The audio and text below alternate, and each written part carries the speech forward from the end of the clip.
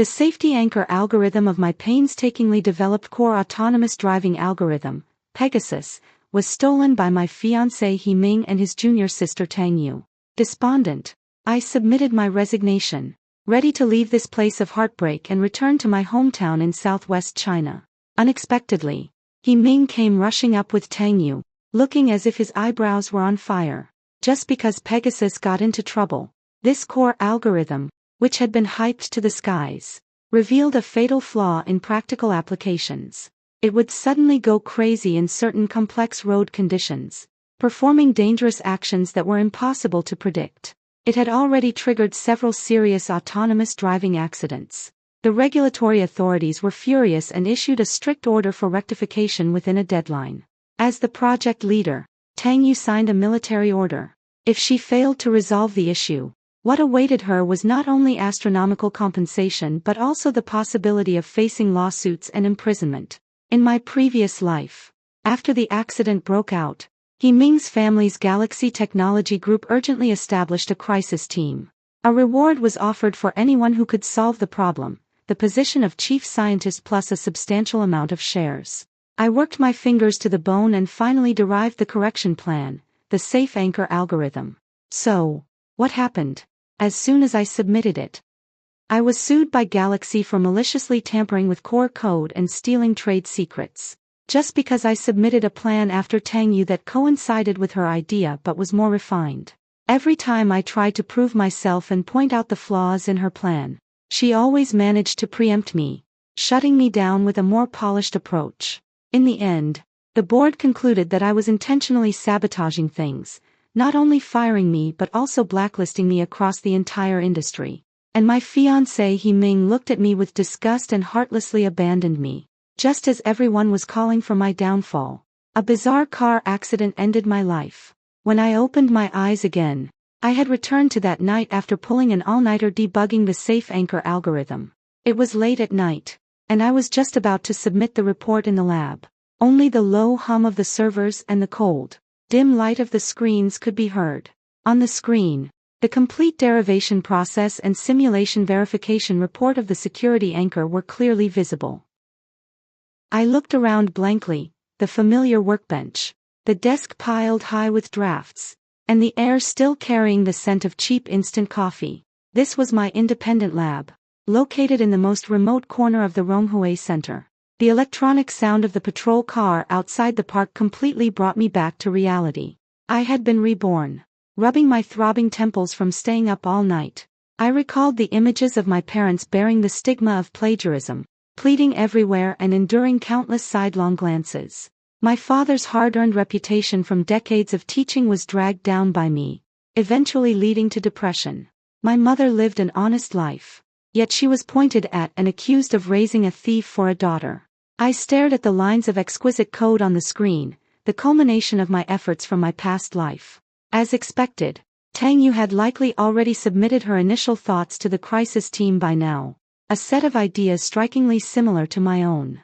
If I still submitted this more perfected safety anchor tomorrow as I did in my previous life, what awaited me was still plagiarism, tampering, and ruin.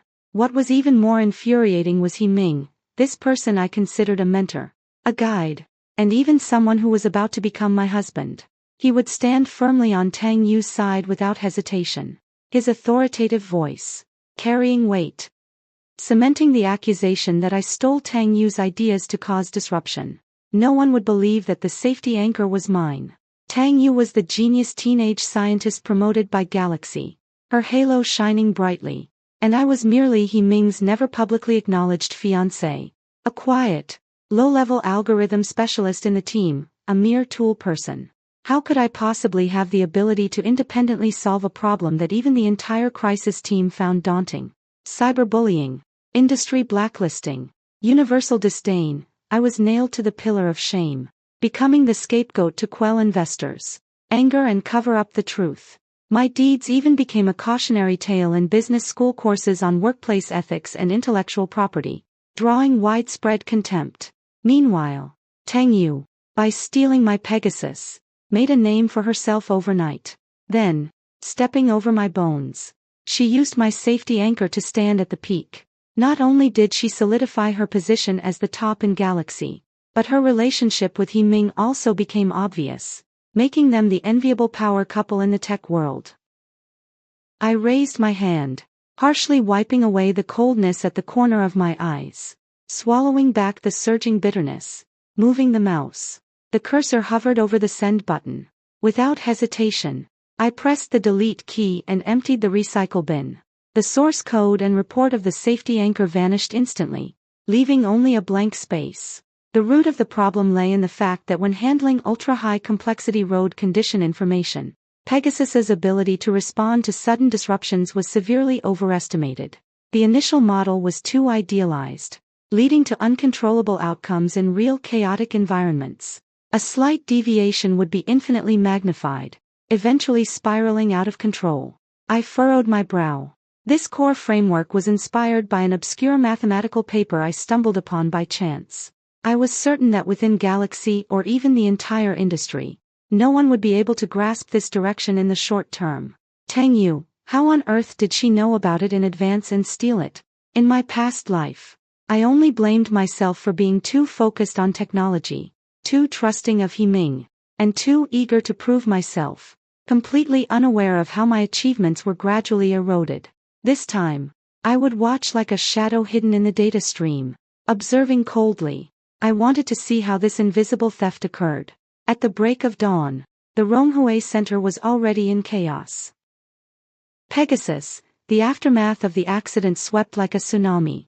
The corridor was filled with engineers, their faces solemn, clutching notebooks as they dashed by. Phone calls, arguments, and commands blending into a chaotic symphony. I swiped through the access gate and entered the laboratory in the corner. Compared to the outside, this place felt like a forgotten island. Opening the internal communication channels, the screen was filled with notifications for accident analysis meetings, escalated user complaints, and drafts of stern statements from the public relations department. I sighed. This high-pressure, panicked atmosphere only made the recovery process more chaotic. I muted most of the noise channels, keeping only the essential work groups. Then, I began to immerse myself in analyzing the accident logs, rows of cold error codes, snapshots of crashing systems, silently corroborating the memories of my past life. All day, I functioned like a precise data processor, inputting accident information, outputting analysis fragments. I didn't drink water, didn't eat, yet my spirit was unusually exhilarated. It wasn't until the city lights began to illuminate outside that I finally turned off the screen and left. The destination was the company's internal crisis information release platform. As expected, the most prominent position on the homepage was occupied by Tang Yu's signed statement, preliminary analysis and repair roadmap for the Pegasus algorithm incident. The core arguments and ideas were strikingly similar to the first draft of the safety anchor I had deleted. Even the deliberately vague description about complex boundary processing was identical. A surge of icy anger shot to the top of my head, and my fingers trembled slightly.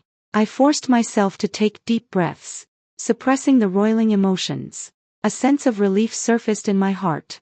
Fortunately, this time I hadn't impulsively submitted the full proposal. Otherwise, I would have ended up with the same fate as my previous life, all that effort just to pave the way for Tang Yu. Back in the lab, I pulled up the access logs and server visit records from the past few days. My eyes scanned the rows of entries sharply. A familiar name jumped out at me, He Ming.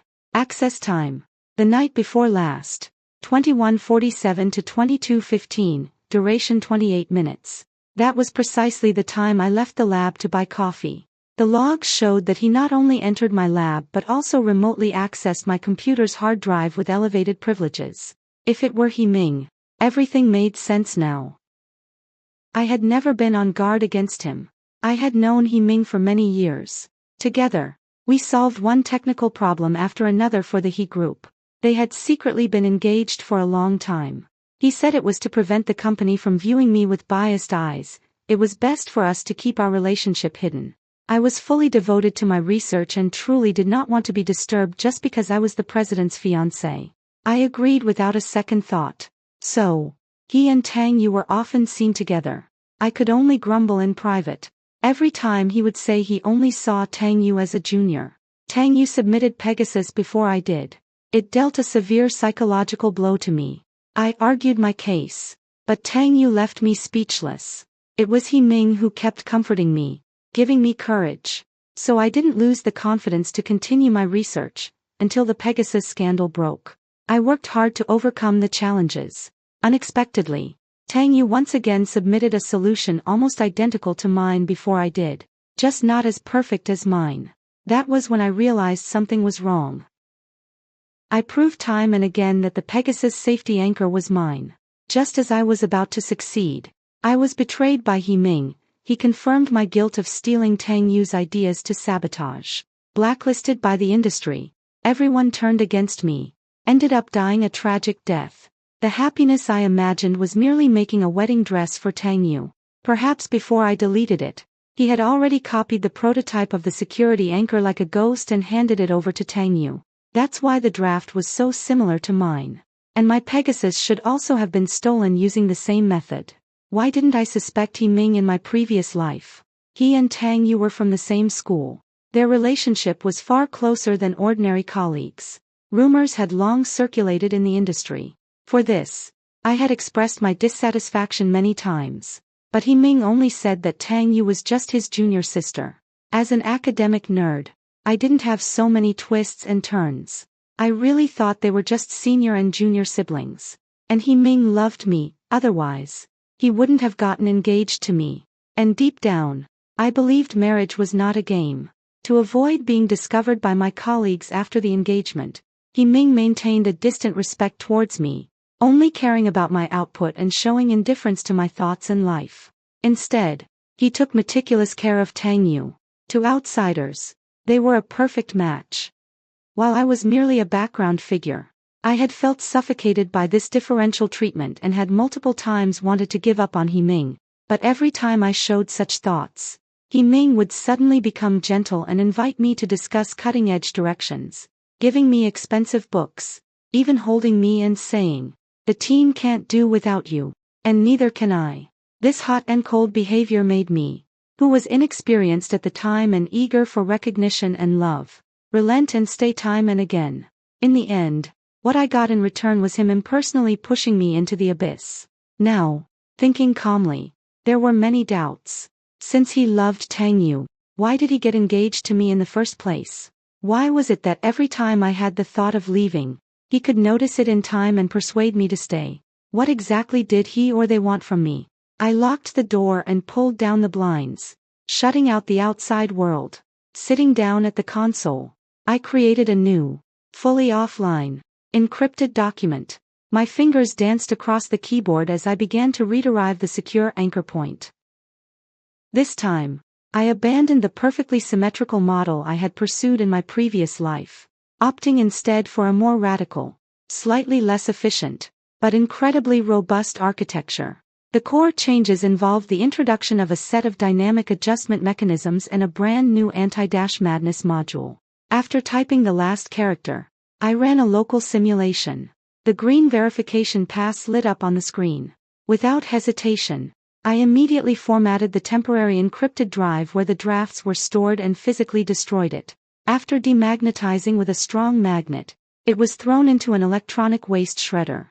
Next, it was a matter of waiting for the next progress report from Tang Yu's team to see if this dynamic regulation mechanism and the unique anti-madness module would appear in it. Scenes from past and present collided in my mind. A mix of anger, confusion, and a hint of fear. I was wide awake, staring at the blinking indicator lights in the dark, and opened the company intranet. The company intranet forum and several well-known tech communities were in an uproar, with countless posts still discussing Tang Yu's titanic effort statement. "Did you see that? It's still our goddess Tang. She stepped up in a crisis and so quickly grasped the key points. Her thinking is so clear. Heard someone wants to steal Tang Yu's ideas to take credit. Where's your face?" Luckily, Tang Yu acted quickly and publicly shared the direction right away. Otherwise, those petty people would have succeeded. Even the tech circle is this dark. For fame and fortune, they'll stop at nothing. Such people should be exposed. Rumor has it that the one trying to steal the achievements is that person in Professor He's team, the one named Gu Qing. The one who spends all day in the lab and never talks. No way. Although Gu is low-key, her technical skills are solid. After the accident, she's been analyzing logs and hasn't been joining the crowd. Exactly. I saw her sharing analysis scripts with the neighboring team yesterday, which was a big help. Don't throw dirt without evidence. I did not submit the algorithm. To my surprise, I was being smeared with accusations of plagiarism involving Tang Yu. I clenched my fist. Fear in my heart. Can fate truly be changed in this lifetime? Soon, the internal platform was updated.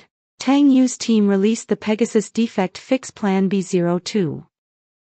The core content prominently included my recent impromptu idea, the now destroyed dynamic adjustment mechanism and anti-madness module, down to highly similar details. A chill crept up my spine. Fear, genuine fear, seized me. This went beyond conventional eavesdropping or surveillance. The code was conceived in my mind, not on any network device, existing only in my thoughts. He Ming copied it the night before last, but it was only the initial draft, which I had already deleted. He couldn't have known about this latest, most core change in advance. Could it be that there was a supernatural force helping Tang Yu? If it involved this level, how should I confront it? At the thought of unnatural phenomena, I lost my nerve. Forget it.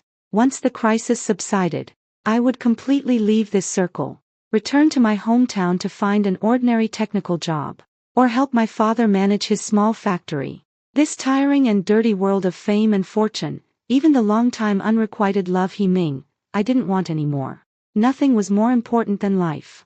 I blocked out all noise and fully immersed myself in the in-depth analysis of the accident. After all, the hidden dangers still existed, and countless people's safety hung in the balance. The engineer's instinct in me could not ignore a genuine technical issue. However, the tree may crave calm, but the wind will not subside. If you don't want trouble, trouble will find its way to you with precision. He Ming, with Tang Yu in tow, directly swiped open my access control. Gu Qing. He Ming's voice carried his usual unyielding tone. Tang Yu's voice was crisp and sweet, with just the right touch of concern. Senior Gu, I heard you've been doing deep analysis these past few days. You've worked hard. I pressed enter, watched the tool start running, and only then slowly turned around, my face expressionless. What's the matter? Tang Yu seemed not to notice my indifference, smiling as she stepped forward. To concentrate our efforts on solving the Pegasus crisis, the company has established the Nova Task Force. With Teacher He as the team leader, we've gathered all the top talent. Senior, you're so strong in underlying algorithms and system diagnostics. The task force needs you. Teacher He specifically asked me to invite you. Her eyes were fervent, as if offering a tremendous favor. I shook my head gently, my gaze returning to the screen. Thank you for your kind offer. I still have some critical logs to analyze here and can't spare the time right now. Fingers returned to the keyboard, ready to continue working. Tang Yu's smile stiffened for a moment, her eyes quickly reddening, her lashes fluttering, her voice tinged with grievance. Senior Gu, is there a misunderstanding between us? Or is there something I did wrong that upset you? That innocent and fragile look. He Ming, standing nearby, furrowed his brows tightly, unable to hold back any longer. He stepped forward, shielding Tang Yu behind him, his tone sharp with rebuke. Gu Qing, Tang Yu is genuinely working for the project and for your benefit. Joining Nova is a rare opportunity, one that allows you to tackle the most critical issues. How can you be so ungrateful? Have you lost even the most basic manners? I looked up, my gaze calmly sweeping over his face that said, I'm doing this for your own good. The mockery in my heart almost overflowing. In front of me, he always exploded at the slightest provocation. Every trace of Tang Yu's emotions could precisely trigger his protective instincts.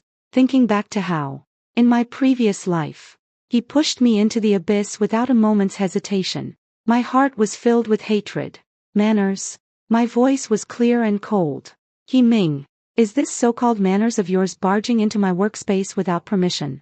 Is it allowing your prized student to put on a show of being wronged by me? even after I've clearly refused. My gaze fell upon them, scrutinizing. As for misunderstandings, He Ming, I don't like Tang Yu. This isn't a secret. Aren't you well aware of that? Yet here you are, bringing her right in front of me, demanding that I greet her with a smile. Do you think this aligns with any workplace etiquette? Or perhaps, in your perception, the boundaries of teamwork and brother-sister bond are inherently different from the norm? Tang Yu seemed to flinch under my gaze, instinctively wanting to step back. He Ming suddenly reached out, tightly gripping her wrist to steady her, glaring at me with anger. Gu Qing, how can you be so filthy-minded? Tang Yu and I are completely innocent. We are just like-minded, working together for the project. She cares about you and wants to help you. Yet you not only refuse to appreciate it, but also maliciously speculate and slander. Where is your upbringing?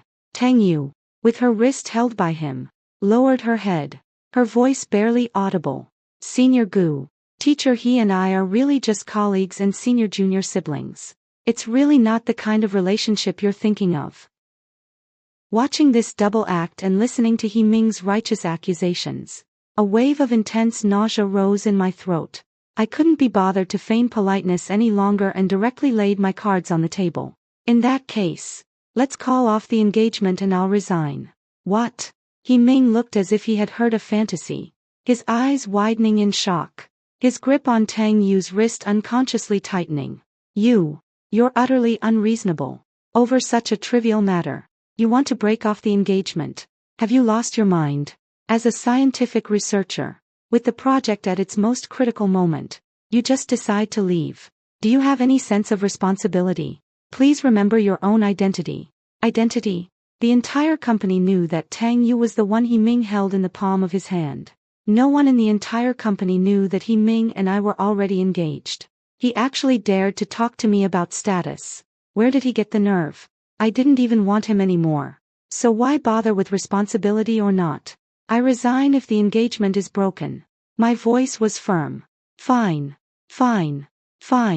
He Ming said, his anger turning into a bitter laugh. He repeated the word 3 times, his chest heaving violently. I truly misjudged you. So you're the kind of person who flees at the critical moment, utterly lacking in responsibility. It seems He Ming, was blind back then to have ever fancied someone like you. Then please approve my application as soon as possible. I let out a cold laugh, no longer looking at him, and walked straight to the storage locker, taking out the already signed resignation report and slapping it down on the table in front of him.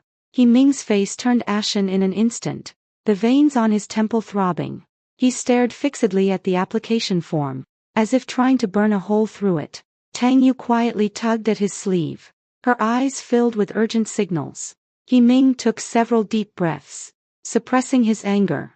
In the end, he picked up the resignation report and tore it to pieces, his tone stiff as he tried to smooth things over. Even jealousy has its limits. Now is not the time for you to act recklessly. The Nova Task Force is the only hope for resolving this crisis. Tang Yu invited you for the sake of your career development. Do you really think that on your own, without Tang Yu's recommendation, you could get close to the most critical issues, or enter a team of that caliber? He really didn't understand human language. I wanted to break off the engagement. I wanted to resign. What was the point of joining the core team? See, when it came to actually cutting ties, he backed down. I stayed in his team, in the He group, which must have value beyond technical output for him. Tang Yu wasn't surprised at all when I said I wanted to break off the engagement. It seemed she knew about my relationship with He Ming. In my previous life, I always thought she didn't know, which is why I had no sense of boundaries with He Ming. It turned out that the foolish one was myself. They were deeply in love and were unwilling to let me go. They were strongly urging me to join the Nova Task Force, and their intentions were far from pure. The vague suspicion in my heart was becoming clearer. Perhaps joining them was the key to uncovering the truth. I wanted to take a gamble and figure it out for my past self who died unjustly. Once I understood everything, I would do whatever it took to completely escape them, return to my hometown in the southwest, far away from this place that devoured people. The Nova Task Force was located in the core hive area on the top floor of the Romhue Center. Though physically not far apart, their statuses were worlds apart. Tang Yu must have been truly afraid I wouldn't come, so she sent her assistant to fetch me that afternoon. I closed the diagnostic tool, silently backed up my data, and followed the assistant to this place that symbolized power and glory. In the vast circular space, top-tier equipment and real-time data screens were densely packed. The atmosphere was solemn, bustling with the business of elite gatherings. Dozens of engineers and scientists were either arguing or working diligently. The majority were male, with very few females. Tang Yu was the absolute focal point, surrounded by a group of senior researchers and supervisors. Like the moon among stars, compliments and inquiries filled the air. This V02 plan of Engineer Tang is truly a stroke of genius. The dynamic adjustment and that anti-crazy module were introduced so cleverly. It immediately brought the out-of-control situation under control. No wonder she's Professor He's disciple. We old folks can't help but feel inferior. Of course, there were also truly skilled experts. An elderly engineer with graying hair, highly respected in the field of system stability, Mr. Wu, pointed at the architectural diagram on the large screen. His brow furrowed. Engineer Tang, the V02 plan does indeed significantly suppress out-of-control situations, making it an excellent emergency solution. However, he abruptly changed his tone, his voice serious. This dynamic adjustment mechanism is too aggressive and consumes too much system resources. It's like continuously giving a patient strong stimulants. It might save their life in the short term, but in the long run, the system will be overburdened, leading to new crashes and a shortened lifespan. There is also a potential conflict risk between that anti-madness module and the existing security modules. Do we have a more balanced optimization plan? Tang Yu's confident smile faltered slightly on her face. Her gaze instinctively searched through the crowd and eventually passed through the people, landing precisely on me, who was standing on the periphery, silently observing. Alarm bells rang in my mind. The way she looked at me carried a hidden, greedy expectation. I forced myself to focus and quickly think through Mr. Wu's question.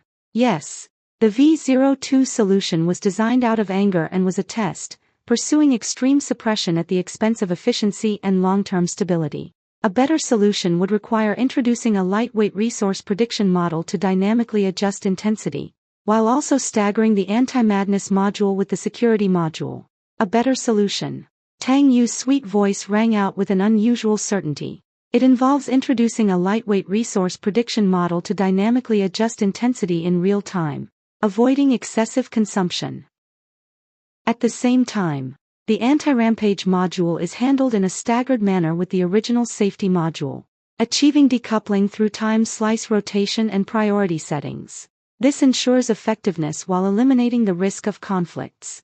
She spoke eloquently, not only reiterating the core ideas in my mind, but even adding details I had just thought of, such as time slice rotation and priority. Brilliant. Absolutely brilliant. Mr. Wu's eyes lit up, and he clapped his hands in admiration. Peak shaving, decoupling, and dynamic regulation. What a brilliant approach. Engineer Tang truly lives up to her reputation. Indeed, simplifying complexity and getting straight to the core. Professor, he has taught well. Praise once again flowed toward Tang Yu. I stood outside the crowd, frozen, as the last shred of hope shattered. Not only could she access my fully formed thoughts, but she could even capture fragments of my incomplete, half-formed ideas in real time. Watching Tang Yu straight back amidst the flattery and the triumph in her eyes, a mix of icy rage and absurdity swept over me. It took me a long while to regain my senses.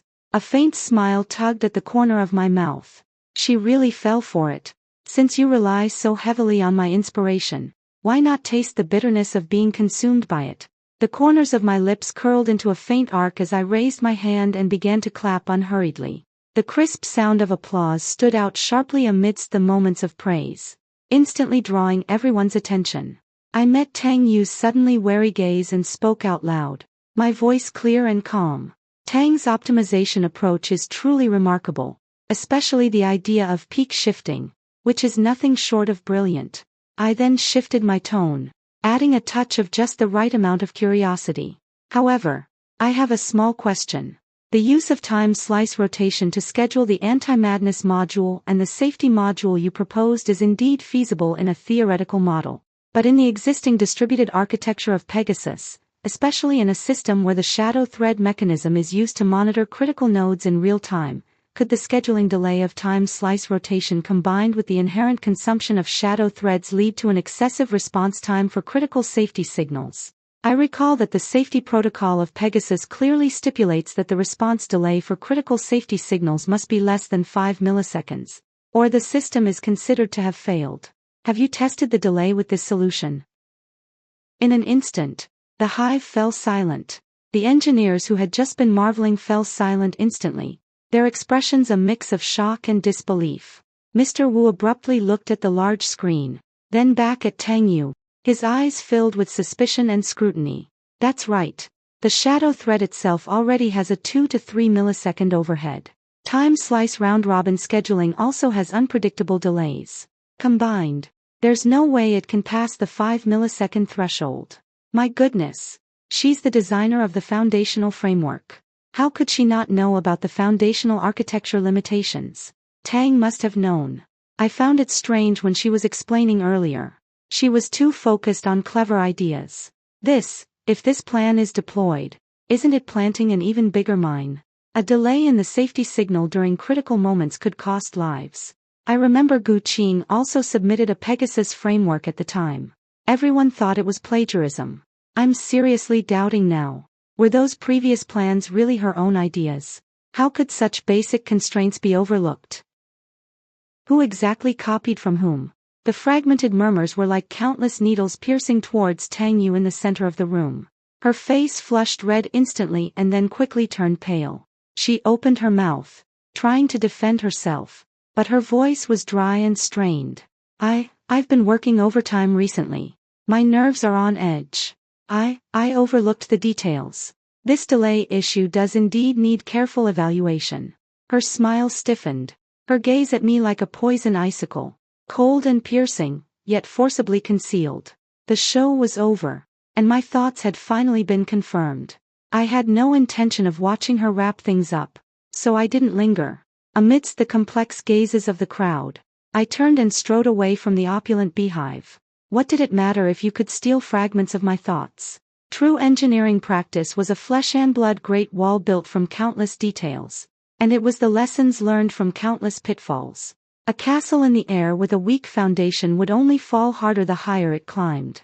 Tang Yu, I was waiting to see you fall. She was not all-knowing or all-powerful. This brief interval was my escape window. Back in the lab, I quickly organized all my personal items and critical data, backing them up with multiple layers of encryption. A fellow engineer, Zhou Chen, who was also focused on technology and had a good relationship with me, was called over. I handed over the unfinished analysis tools and diagnostic scripts I had been working on, and briefly explained the subsequent approach. Tang Yu's abilities were terrifyingly uncanny. If she were determined to control and drain me, I would have no chance of winning. The immediate priority was to disappear completely from her perception. I quickly submitted my electronic resignation, then dialed my father's phone number. Without much explanation, I just said I was tired and wanted to go home. All right, I'll arrange a car to pick you up right away. The door at home is always open for you. Father's voice was steady and powerful, filled with a sense of reassurance. I declined my father's arrangement and directly contacted the highest-level professional escort service to book the earliest flight to the southwest. I must leave the center of the whirlpool as soon as possible. However, shortly after leaving the Galaxy Industrial Park and entering the auxiliary road leading to the airport, several unmarked black SUVs suddenly emerged from a side road, attempting to force my car to stop. The other party was well-trained, swift in action, and their objective was clear, not to harm, but to forcibly take me away. Luckily, I was well prepared. The escort vehicle was a professionally armored and bulletproof car, and the driver and security personnel reacted extremely quickly. A beautiful drift maneuver evaded the encirclement, and the emergency alarm button was pressed. Two security personnel quickly got out of the car, using the vehicle for cover, their presence intimidating. The opponents clearly hadn't expected such a high level of security. After a brief standoff, they attempted a forced assault. But how could professional security guards be compared to ordinary thugs? In less than 5 minutes, several of the opponents were subdued, and the remaining vehicles fled in panic. The subdued individuals refused to disclose their employer. The security captain sneered and contacted the police to handle the matter. The masterminds behind the scenes were obvious: He Ming, Tang Yu. Only by firmly controlling me and turning me into a biological brain bank for inspiration on demand could Tang Yu maintain her genius aura and cover up her superficial facade and inner flaws. To my surprise, Tang Yu and He Ming actually came after me in person. He Ming was driving a sports car with Tang Yu in the passenger seat, and they sped over to block my car. Both got out of the car, their faces filled with anxiety and faint concern. Gu Qing. What on earth are you doing? Stop making a scene. Once this accident is resolved, we'll get married, He Ming said urgently. Tang Yu hurried forward and grabbed my arm. Senior sister, don't leave. Listen to me. It's not good for you to leave now. Nova needs you. Your talent shouldn't be wasted. I coldly pulled my arm back, my eyes mocking. He Ming, I've already called off the engagement. What kind of marriage are you talking about? Don't say that again. It makes me sick. I looked at Tang Yu. My talent is my own. I'm tired, and I don't want to do cutting-edge research anymore. What's it to you? Tang Yu was stunned by my words, frozen for several seconds. Then, as if her tail had been stepped on, her voice became sharp. How can you give up? How much effort have you put into algorithms and research? What about your talent? Your dreams? Are you just going to throw them away? Her anger was so genuine, as if I were abandoning her precious treasure. He Ming interjected with disdain. Gu Qing, are you going back to that small workshop of yours? What can you do there? Assemble parts or watch the warehouse. His tone was contemptuous, unconcealed hatred. Although my father's company was not large in scale, it was an invisible champion in the field of precision machining in southwest China, holding multiple core process patents and serving military and aerospace departments. Not engaging in research, returning to inherit the family business, I could still live very well. You're right. I went along with his words, deliberately self-deprecating. My family is of humble origins, far from the prestigious reputation of Galaxy, and even less comparable to a genius scientist like Engineer Tang. My modest talents are nothing in the face of a true genius. Rather than being used as a stepping stone here, it's better to be sensible and go back to do what I can. At least I won't have to constantly worry about my brain being bartered by others. The last sentence. I stared into Tang Yu's eyes, enunciating each word clearly. Tang Yu's face turned pale instantly, her eyes darting away, instinctively looking towards He Ming with a plea and a hint of panic. He Ming picked up on the signal. His face darkened, and he stepped forward, roughly grabbing my wrist. His voice sharp. You don't get to be willful. Come back with me right now. Tang Yu is doing this for your own good. Don't be ungrateful. His fingers were like iron pincers, squeezing my bones until they ached. The pain made me gasp for breath, and rage overwhelmed my reason. I shouted at the security captain by the car. Go ahead. Hit him if you have to. I'll take full responsibility if anything goes wrong. The security captain had long disliked the two, and without hesitation upon hearing the words, with a single glance, two burly security guards pounced like leopards. He Ming's fancy moves were no match for the skilled fighters, and in an instant, he was pinned to the ground with his arms twisted behind his back, taking several solid punches to the face. Crying out in pain, Tang Yu screamed in fright, retreating repeatedly. I coldly watched the disheveled He Ming and the trembling Tang Yu on the ground and ordered, "Let's go." The vehicle started up and sped away. In the rearview mirror, only He Ming, clutching his bleeding mouth, glared venomously at the disappearing car, and Tang Yu's pale, devastated face, as if the heavens had collapsed. Not everyone in the Nova task force was a sycophant like Lu Peng, the tech guru. As long as the key issue was pointed out, They could naturally see the flaws in the V02 plan and find the balance point for optimization. For example, cancel the time slice rotation scheduling with conflict risks, retain the core off-peak idea, and focus on optimizing the resource model. Although the efficiency was not as perfect as the safe anchor point in my mind, it was enough to stabilize the situation and prevent the accident from spreading in public. I pointed out the fatal hidden danger.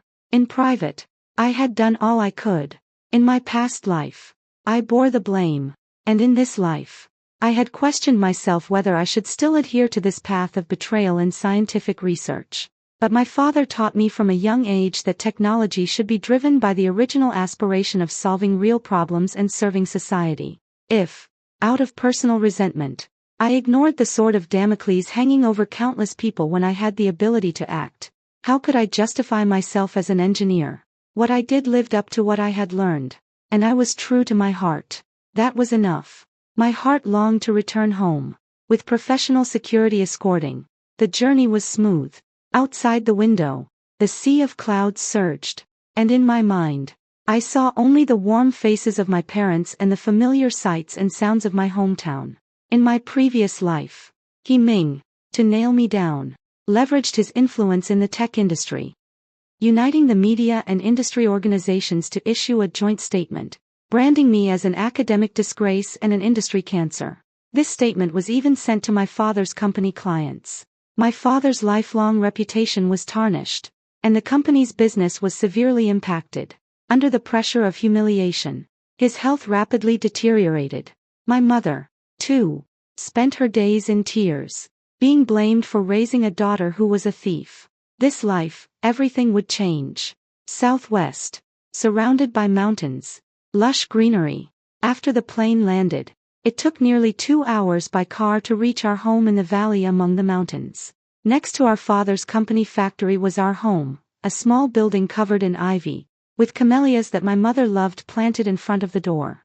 My family had sent word ahead, and as soon as the car came to a stop, my father, mother, and my younger brother, who was in high school, were already standing by the flower bed, eagerly looking out. As the car door opened, seeing my parents' figures, weathered by time yet still strong, and my brother's face, now taller with a shy smile, the strength I had mustered all along the way instantly crumbled. I threw myself into my mother's arms, tears streaming down uncontrollably. Mother hugged me tightly, her voice choked. "It's good to be back. It's good to be back. You've suffered." Father's eyes were red, and his large hand firmly patted my shoulder. "You've lost weight." The warmth of home enveloped me, and the days of panic, grievance, and anger finally found release in my parents' warm, firm embrace. After returning home, I told my parents everything about my rebirth without holding anything back. Regarding Tang Yu's bizarre ability, although it was unbelievable, my father did not show much surprise. Instead, he slapped the table in distress. "Silly girl. Why didn't you tell the family earlier after suffering such a great injustice? If the sky falls, your father will hold it up." Their unreserved trust was my strongest support. As for He Ming, after hearing about him, my father's face turned ashen, and his eyes burned with anger. What a He Ming! What a hypocrite, exploiting my daughter's talent, condoning plagiarism, and then turning the tables. "I'll contact a lawyer right away. Send a letter to terminate all cooperation, expose his true nature to the industry, and I'll annul your engagement." My mother wiped away her tears in anger. "I told you from the start that this man had a crooked look in his eyes. What top scientist? His heart is more poisonous than a viper's. Daughter, we don't need this shabby place. You'll stay home with me, and I'll take care of you for the rest of your life." Seeing my parents so indignant on my behalf, a warm current surged through my heart. I gently soothed them. "Mom, Dad, I'm fine. He Ming and Tang Yu will get their karma. Let's focus on our own lives." But my father frowned deeply, signaling me to extend my hand. "Ching, give me your hand. Dad feels something's not quite right with your complexion." His rough fingers rested on my pulse, and as he concentrated, his expression grew increasingly grave. "The pulse is weak and floating, with a strange and sluggish quality. as if something is entangling the mind. Father looked up, his eyes sharp. For safety's sake, please ask your grandfather to come and take a look. He traveled far and wide in his youth and has seen many strange things. I've already contacted my grandfather. He's visiting friends out of town, he'll come as soon as possible. Mother added with concern. I held Mother's hand and smiled. Mom, don't worry. I feel great. The days in my hometown were peaceful and fulfilling. In the morning, I dropped my younger brother off at school, then went to my father's company, where I learned precision machining techniques from the master, studied blueprints, understood the supply chain, and experienced a different kind of creation from the world of code. Occasionally, I helped my mother tend to the plants or quietly read a leisurely book. On weekends, I took my brother hiking in the nearby mountains, where we identified plants. I deliberately avoided all information related to cutting-edge algorithms and autonomous driving, and no longer touched professional materials on my computer. The world was vast, with countless possibilities. Why be trapped on a path filled with thorns? However, tranquility was shattered by news from the city of technology. The email was from Fong Ning, the only one in Galaxy with whom I could chat a bit, who shared my passion for technology. Before leaving, I had asked her to keep an eye on Tang Yu and He Ming. The email was long and contained a massive amount of information. Since I publicly pointed out the critical latency issue in the V02 plan at Hive, Tang Yu's genius halo had begun to crack. She had suspended her public technical guidance at Nova, citing mental exhaustion from consecutive days of intensive work. And now only operated behind the scenes, directing from the shadows. She had politely declined invitations to online technical seminars from multiple industry leaders and senior engineers. More importantly, one of the largest clients in the world, the Stone Group, responsible for national critical infrastructure, specifically requested Tang Yu to personally lead the team to resolve the chain failures in their system caused by Pegasus. But she declined, citing illness. This had caused quite a stir and raised questions within the industry. He Ming's father, upon learning of my resignation, flew into a rage and even struck He Ming. A few days later, the former chairman of Galaxy Technology Group, He Zhengyuan, brought He Ming with him to pay a personal visit. My father, out of courtesy and concern for my reputation, had intended to be polite. But this fool He Ming, not even seated properly in the living room, couldn't hold back when he saw me calmly pouring tea. Gu Qing, my feelings for Tang Yu are purely about appreciating talent and fulfilling my role as a mentor. If you have any grievances, come to me directly. Why go as far as resigning and breaking off the engagement, causing trouble for the elders? You're being so unreasonable. Do you know how many eyes are watching you from the outside? How much pressure am I under, and you still want to cause trouble? Given your background and abilities, do you think you can find better opportunities outside of Galaxy? Do you think you can find a better man than me? Don't be naive. Tang Yu has always admired you and believed in your potential, which is why she brought you into Nova. She's cried to me privately several times, saying you don't understand her and that you've misunderstood her for taking credit for your work. It's been really hard on her. Let's put an end to this talk of resigning. I won't dissolve our marriage either. You've had a few days to cool off. So come back with me. I'll overlook your willfulness this time. But don't let it happen again, and stop being so needlessly jealous. His father's face darkened instantly, as if it could drip with gloom. He slammed the teacup he had just picked up down onto the coffee table, making a sharp, jarring noise. Mr. He, your son's words have truly opened my eyes. So, in the eyes of Galaxy, my daughter's talent and dignity are so easily dismissed, she can be treated as nothing more than a subordinate, summoned at will. My humble Gu family cannot aspire to match the stature of Galaxy Technology, nor can we aspire to match your son. The engagement is hereby cancelled. He Zhengyuan's face flushed red with anger, and he abruptly stood up, delivering a resounding slap across He Ming's face. You bastard! Who told you to speak like that? Get out of here! He Ming was caught off guard, staggered by the blow, and covered his face in disbelief as he looked at his father. Brother Gu, my son is unruly and speaks without thinking. I apologize to you and Qing on his behalf. He Zhengyuan bowed deeply to my father, his posture extremely humble. Father sidestepped and gestured coldly toward the door with a please. Chairman the Gu family's humble abode is too small to accommodate the two of you. We won't see you out. The father and son were met with a cold reception at my home and left in disgrace under my father's undisguised contemptuous gaze, completely severing the last ties with Galaxy, Ming, and Tang Yu. My mood was as clear and bright as the sky after rain. As soon as the father and son left, my grandfather arrived. The elderly man, over 70 years old, was vigorous and alert, dressed in a faded cotton garment, dusty from the journey. After entering, he didn't even take a sip of tea, gesturing for me to sit down, and with 3 fingers, he precisely placed them on my pulse. He closed his eyes, his brows furrowing and relaxing at times, his expression changing unpredictably, making my parents' hearts leap to their throats. "Grandpa, how is it?" I couldn't help but ask. The little old man opened his eyes, radiating sharpness, and gave me an annoyed look. "Little girl, don't you trust your grandpa's skills? Just tell me quickly." I tugged at his sleeve. "You've been afflicted by a nightmare demon," grandfather stated with certainty, his tone grave. "It's an extremely sinister thing, not a poison, yet worse than poison. It lurks in your mind like an invisible thread, capable of stealthily snatching away thoughts as soon as they arise.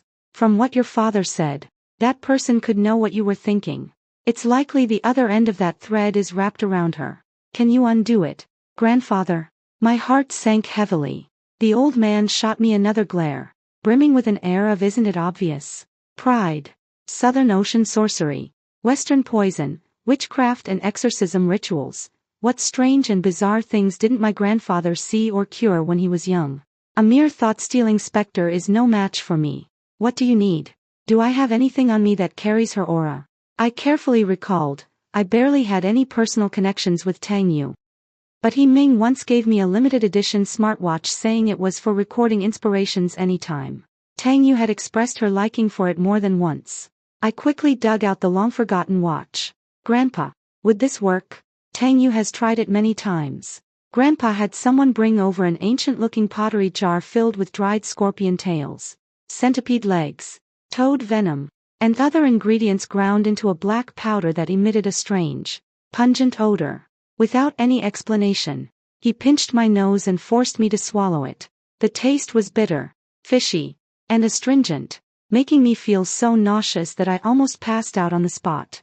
Then, he lit another incense stick with an unusual color. The smoke curled upwards, carrying a cloyingly sweet scent that unsettled the mind. As I inhaled it, I felt the world spin around me, my stomach turning violently, yet I couldn't vomit. Just as I was about to suffocate from the discomfort, my grandfather brought the smartwatch close to my nose, and an overwhelming urge to vomit instantly surged up my throat. Wah! I spat out a large mouthful of thick, foul-smelling black water, which was shockingly mixed with several strange, hair-thin, silver-white worms that were still wriggling faintly. My scalp tingled with horror, and my stomach turned again. I grabbed a glass of water and frantically rinsed my mouth. Grandpa's eyes sharpened, and he moved as fast as lightning, his left foot, clad in old cloth shoes, stomping down with precision. PHT, PHT, PHT. A few soft popping sounds, several eerie little bugs were instantly crushed into a puddle of slime. The little old man squinted, looking at the stain on the ground, and let out a soft, cold, knowing hum. The offspring nightmares have been eliminated. The mother nightmare on that girl, unable to sense the offspring's presence, will flail around like a headless fly trying to burrow out in search. Unable to find an exit, it will go mad in her mind, thrashing wildly. That feeling will be enough for her to endure. In the end, either her brain will be scrambled into mush, or the mother nightmare will burst through her skull and emerge. Upon hearing this, I couldn't help but shudder, the hairs on my arms standing on end. Ching, my granddaughter. Grandfather's rough, warm hand rested on my shoulder, his voice steady and firm. For those who scheme to harm others and steal the secrets of heaven, there is no need for the slightest pity. The universe has its own cause and effect. Since she sowed the seeds of evil, she must swallow the bitter fruit. You just focus on living your own life well. I took a deep breath, nodded firmly, my gaze resolute. I understand, Grandpa. If I were just an ordinary researcher with no background and no family support, I would have been devoured by them long ago. She brought this upon herself and has no one else to blame. Grandpa stroked his graying beard, a look of relief in his eyes. With the efforts of true technical backbones like engineer Lu Peng, Galaxy Technology finally managed to stabilize the situation. A Pegasus patch, which removed time-slice rotation and optimized the resource model, was deployed. Although performance was sacrificed, security and stability were ensured, and the incident gradually subsided. At this moment, the atmosphere at the top private care center in the tech capital, Yunding Care Center, had dropped to an icy chill. 2 black-clad bodyguards practically carried Tang Yu, dragging her into the luxurious yet disinfectant-scented ward. Our esteemed scientist, Tang, you certainly have quite the attitude. No matter how many times we invited you, you wouldn't come. I had to send someone to invite you personally. On the hospital bed, a middle-aged woman with a slightly pale and haggard face but sharp eyes like an eagle spoke coldly. She was one of the most important investors in Galaxy, the well-connected Madame Xiao. Due to the chain reaction and immense pressure caused by the Pegasus incident, her old illness had flared up and she was recuperating here. I hear you're sick. Let me take a look. Madame Zhao's critical gaze swept over Tang Yu. With such a rosy complexion, what rare illness could you possibly have? Or perhaps you think my status, Madame Xiao, isn't worthy enough to invite a genius like you for a consultation. The tone was openly sarcastic. Tang Yu's forehead instantly broke out in a cold sweat, and her back felt a chill. Her claim of illness to avoid the challenge was merely a cover-up for her lack of technical expertise. But she never expected it would completely offend this powerful investor who held significant influence. What frightened her even more was that since Gu Qing left, the magical ability in her mind, that sense of connection that could clearly capture the spark of Gu Qing's thoughts, had completely vanished. No matter how hard she focused or how vividly she recalled Gu Qing's appearance, the sea of inspiration remained nothing but a dead, dark silence. She forced herself to speak, her voice dry and strained. Madame Xiao, please calm your anger. The aftermath of the Pegasus incident is incredibly complex. And I'm truly exhausted. I'm afraid my current state might not be suitable and could delay your treatment. She tried to use work as a shield. What mental and physical exhaustion. Madame Xiao impatiently interrupted. Enough with the nonsense. My old headache problem has flared up again, and it's excruciating. The medication I've been using is becoming less and less effective. Aren't you supposed to be a genius? Didn't you even manage to handle Pegasus? Take a look at me. Figure out what's wrong, and prescribe something. Tang Yu's heart sank. She was an engineer, not a doctor. Madame Xiao was clearly putting her on the spot, yet she didn't dare to argue back. She stepped forward tremblingly, and the nurse placed a delicate biosensor patch, as thin as a cicada's wing, on Madame Zhao's wrist, connecting it to the holographic physiological monitor. Complex waveforms and data streams flickered on the light screen. Tang Yu stared at the curved parameters, feeling as if they were written in an alien language. Cold sweat trickled down. What did she know about neurology? She used to rely entirely on connecting with Gu Qing. How is it? Madame Xiao waited for a long while, her tone growing increasingly impatient. Tang Yu's mind went completely blank. A certain frequency of brain waves on the monitor seemed unusually active. She wasn't sure and could only make wild guesses based on vague feelings and scattered memories she had overheard. A professional smile forced onto her face. Madame Xiao, your condition, in my opinion, seems more like, long-term stress leading to neurogenic vasospasm, might require potent neuroleptics and vasodilators such as. She struggled to recall the name of some expensive specialty medication. Neurogenic vasospasm, potent tranquilizers. Madame Xiao burst into laughter, sitting up straight as if hearing the greatest joke. Tang Yu, I think you've lost your mind. This is trigeminal neuralgia. I've had it for over a decade.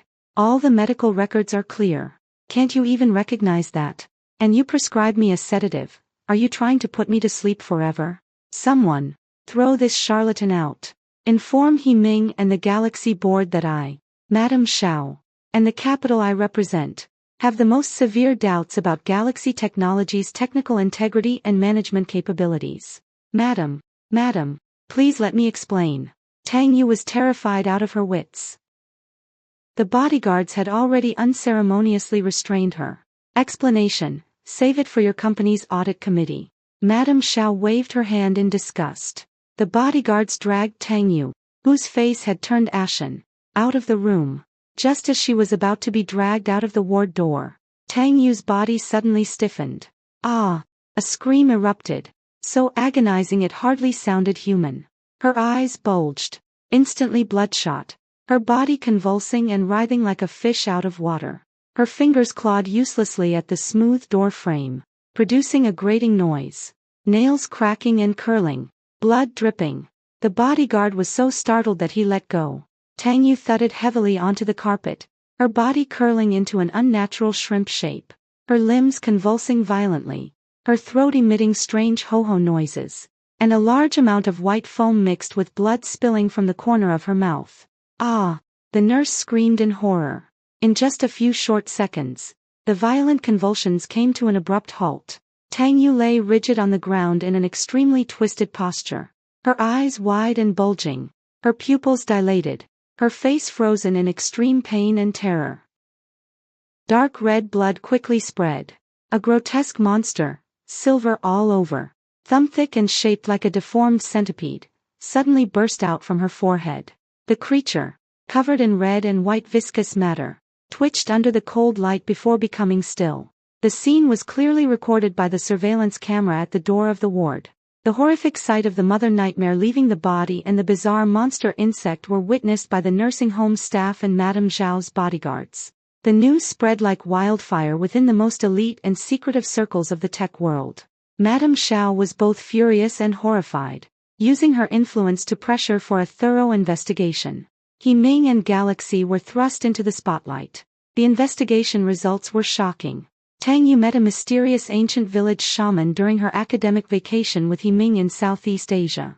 She confided to the shaman her jealousy and desire for Gu Qing's gift. The priest gave her secret medicine and ritual methods, with the core medium being the smartwatch He Ming gave to Gu Qing. The watch, after being blessed by the priest, became the channel through which the child nightmare infiltrated Gu Qing's brain. Meanwhile, Tang Yu implanted the mother nightmare within her own body. He Ming was not entirely unaware of this. Tang Yu had vaguely hinted that using a special method could better inspire team creativity and keep track of Gu Qing's technological trends. Under the lure of immense fame and fortune and his partiality towards Tang Yu, He Ming chose to tacitly condone her actions. He allowed Tang Yu to pay attention to Gu Qing and even provided her with convenience when she needed a medium. After uncovering the truth about Tang Yu stealing Gu Qing's research achievements, Madame Xiao, on behalf of the capital side, expressed a strong apology. I even declined the invitation, conveyed through my father, to serve as her personal technology consultant. The old chairman, to quell the public anger, removed He Ming from his position and expelled him from the company. He would face everything I experienced in my previous life.